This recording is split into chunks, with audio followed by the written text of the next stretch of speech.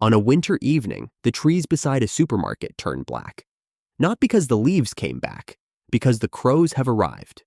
One lands on a streetlight, then 5 more, then 50. Then the sky starts moving in pieces, all of them calling, shifting, watching. From the ground, it looks chaotic, a storm with beaks. But chaos is not always chaos. Some of those birds know each other. Some remember places. Some may recognize human faces. Some learn danger without experiencing it themselves. And somewhere inside all that noise is a question that feels almost uncomfortable.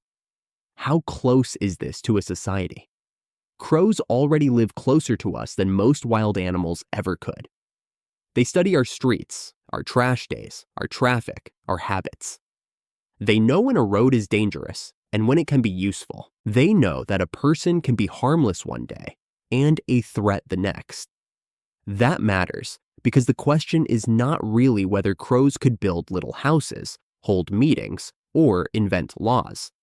The deeper question is what a society actually needs. Does it need buildings? Does it need language? Does it need rules written down? Or does it begin much earlier with memory, cooperation, warning, family, punishment, and trust? Crows are not solitary geniuses drifting through the sky. Many species in the crow family live complicated social lives. American crows, for example, often form family groups where young birds may stay with their parents for years. They do not simply leave the nest and vanish. Some help feed younger siblings. Some help defend the territory. Some act almost like unpaid guards, watching while others forage. That is not civilization, but it is not random flocking either. It is a family system with roles. And once you have roles, you have the beginning of something larger than instinct. A crow does not need to understand the word duty to behave as if family matters. It does not need a written rule to know who belongs nearby and who should be chased away. In that sense, crows already have a kind of social order. It is built out of recognition, repeated contact, and consequences. Then there is memory. Crows are famous for remembering danger. In some experiments, researchers found that wild crows could learn to recognize a threatening human face. Even more striking, other crows could pick up that information socially. A bird that had never been trapped itself might still react to the dangerous face after observing the behavior of others. That sounds small until you think about what it means. A private experience becomes shared knowledge. One crow learns, that face is trouble. Other crows learn, listen when the group reacts. Now the danger is not trapped inside one skull. It travels. That is one of the foundations of society. Not intelligence alone, but intelligence that moves between individuals. Humans do this constantly. We warn each other about unsafe streets, dishonest people, bad food, storms, scams, diseases. Most of what we know about danger, we did not discover personally. Someone else paid the cost first. Crows appear to do a simpler version of that. They do not build schools, but they do seem to teach through reaction. They do not write history, but they remember. And some of that memory may last long enough to shape how future encounters unfold. Still, memory and family are not enough to build a society in the human sense. For that, you need something that can grow across generations.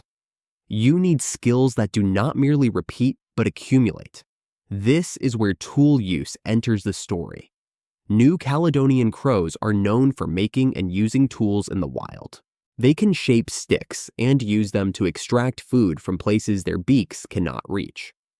Other corvids, even species not famous for habitual tool use, can show impressive learning in experiments. Recent research suggests that tool-naive carrion crows can learn precise stick use through practice, refining their movements until the tool almost becomes part of the space around their body. That sounds like a door opening. A bird can learn a technique. A technique can be copied. A copied technique can become a tradition. And a tradition, under the right pressure, can become culture. But here is the problem. Crow culture does not automatically become crow civilization. A tool is not enough. Many animals use tools. A society like ours requires a strange stack of conditions. Hands that can manipulate many materials, long childhoods, intense teaching, shared attention, symbolic language, fire, durable shelters, food surplus, and a reason to stay in one place long enough for complexity to pile up. Crows have brilliance. They have beaks. That difference matters. A crow can bend a twig, probe a hole, drop a nut, hide food, steal from another bird, or solve a puzzle. But it cannot easily carry materials, shape stone, control fire, build layered machines, or pass down instructions with the precision of human speech. Their bodies give them flight, but flight comes with trade-offs. Hands became one of our roads to civilization. Wings took crows somewhere else. And that may be the twist. The question sounds like it is asking whether crows could one day become more like us. Maybe that is the wrong direction. Crows may not be failed humans. They may be successful crows. Their intelligence did not evolve to build cities. It evolved to survive in a world full of shifting food, predators, rivals, and opportunities. A crow does not need a courthouse if it can remember who attacked it. It does not need farming if it can exploit a city. It does not need architecture if trees, rooftops, cliffs, and power lines already work. Human society is not the inevitable destination of intelligence. It is one version of intelligence shaped by ape bodies, dangerous landscapes, fire, hunger, cooperation, and time. Crows show another version: fast, watchful, social, suspicious, flexible. They build networks instead of monuments. Their cities may be temporary roosts. Their laws may be dominance, kinship, and alarm calls. Their schools may be noisy gatherings where young birds learn what to fear, where to feed, and who to follow. Their history may live in nervous systems instead of books. Could crows ever build a society?